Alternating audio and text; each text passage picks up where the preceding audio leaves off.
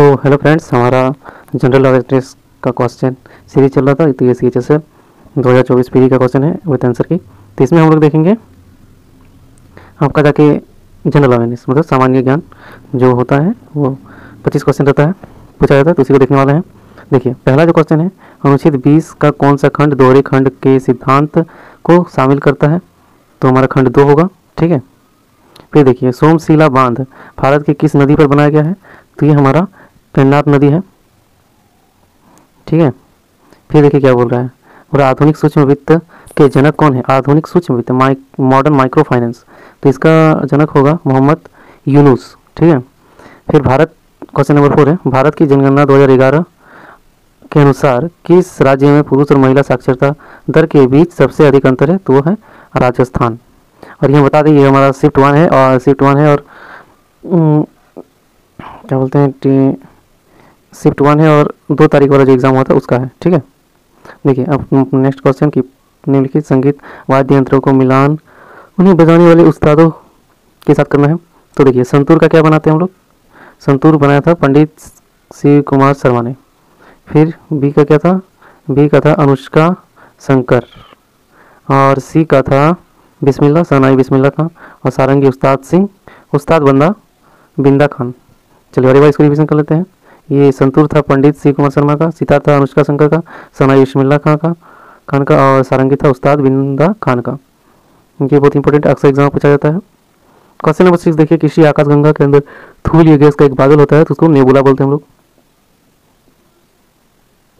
फिर देखिए next question 7 number की, निम्नलिखित में से कौन मुख्य रूप से भारतीय राष्ट्रीय सेना INA के अभिन्न अंग थे? तो वो सुभाष चंद्र बोस थे, अभिन्न अंग।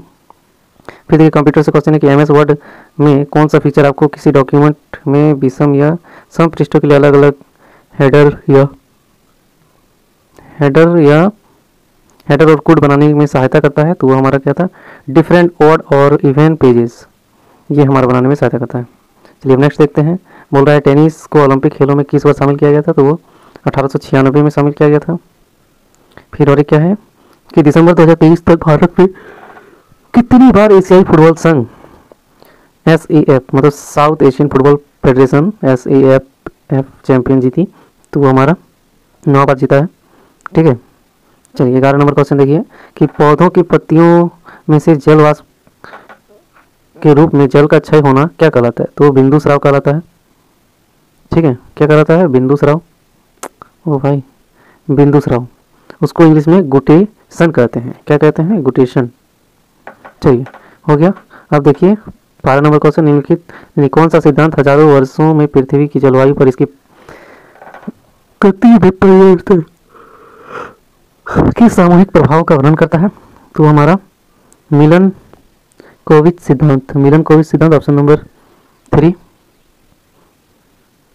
फिर देखिए PC महलनोबिस को भारत के विकास पथ में प्रमुख योगदानकर्ता के रूप में याद किया जाता है क्योंकि उन्हें भी भारत के विभिन्न हिस्सों में स्थित भारतीय प्रबंधन स्थानों की स्थापना की है, या ऑप्शन नंबर ए था, ऑप्शन नंबर 2 दूसरी पंचवर्षीय योजना तैयार की थी, या फिर सांख्यिकी और कार्यक्रम कार्यान्वयन के पहले मंत्री थे? तो इसका ऑप्शन नंबर बी हो जाएगा, जो केवल सही है। कि क्या बोल रहा है? दूसरी पंचवर्षीय योजना तैयार की थी। ठीक है। फिर देखिए निम्नलिखित में से किस प्रकार की फसलें मानसून के मौसम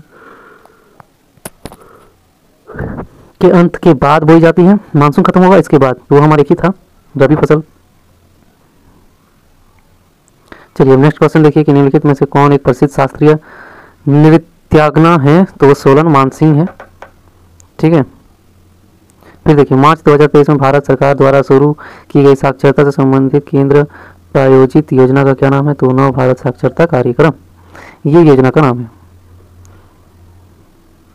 फिर देखिए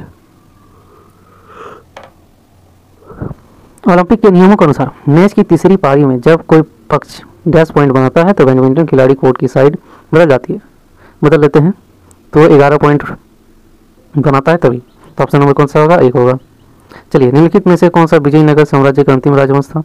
तो था हमारा अरबिंदु राजवंश विजयनगर का अंतिम राजवंश था। फिर देखिए डैश पारसी लोगों का एक महत्वपूर्ण त्योहार है जो पारसी धर्म का पालन करते हैं क्योंकि ये जोरोस्टर की जयंती का प्रतीक है। तो डैश कौन होगा? डैश में हमारा खिरदाद साल पार्सिल होगा, एक महत्वपूर्ण त्यौहार है। आई होप आपको समझ में आ रहा होगा। समझ में आ रहा है तो एक बार वीडियो को लाइक करते चलिए। बाकी हम लोग देखते हैं नेक्स्ट क्वेश्चन कि किस प्रकार की कंप्यूटर सुरक्षा में किसी सिस्टम को एक्सेस करने के इच्छुक व्यक्ति या संगठनों का वास्तविक को सत्यापित करने की आवश्यकता होती है। तो हमारा अधिप्रमाणन जो होता है उससे होता है। चलिए नेक्स्ट देखते हैं 21 नंबर क्वेश्चन आप सबके सामने ये रहा और भारतीय नागरिकों के मौलिक अधिकारों की रक्षा के लिए सर्वोच्च न्यायालय द्वारा कितने प्रकार की रिट जारी कर सकता है? तो हमारा 5 प्रकार का रिट जारी कर सकता है। आपको तो पता ही होगा और नहीं पता है तो देख लीजिए। निम्नलिखित में से किसी 2021 से 2025 की अवधि के लिए सदस्य के रूप में 2 जुलाई 2021 में संयुक्त राष्ट्र कर समिति में नियुक्त किया गया था? तो नसीब रंजन दास था जिसको नियुक्त किया गया था। नेक्स्ट क्वेश्चन देखिए 2023 में गुलाब चंद कटारिया निम्नलिखित में से किस राज्य के राज्यपाल बने? तो ये बने थे हमारे असम के राज्यपाल। फिर देखिए आप सबके सामने नेक्स्ट क्वेश्चन रहा, इसमें मिलान करना है। बोल रहा है कि सूची में रचना का नाम लिखा हुआ है, सूची में लेखक लिखा हुआ है, तो बताओ कौन किसका लेखक है? तो एक का होगा वंदे मातरम को कौन लिखा था? बंकिम चंद्र चट्टोपाध्याय, पता ही होगा। जनगण मन रविंद्रनाथ टैगोर और ए वंदे मातरम ये मेरे वतन के लोग, ये प्रदीप ने लिखा था। चलिए अगली बार देख लीजिए अच्छा से। वंदे मातरम ये, जनगण मन ये और ये। चलिए समझ में आ गया है तो अच्छी बात है। दीनदयाल अंत्योदय योजना भारत सरकार के किस मंत्रालय द्वारा शुरू की गई? तो वो ग्रामीण विकास मंत्रालय द्वारा। चलिए 25 क्वेश्चन हो गया ना। लास्ट क्वेश्चन नहीं था, दीनदयाल अंत्योदय योजना भारत सरकार किस मंत्रालय द्वारा शुरू की गई? तो ये ग्रामीण विकास मंत्रालय। आई होप आपको ये क्वेश्चन से समझ में आया होगा और समझ में आया है तो अच्छी बात है, वीडियो को लाइक कर दीजिएगा और याद भी हो गया होगा क्योंकि नेक्स्ट एग्जाम में कहीं से न कहीं ये सब क्वेश्चन रिपीट होगा ही। तो आई होप आपको समझ में आ गया है। चलिए आज के लिए इतना ही, थैंक यू।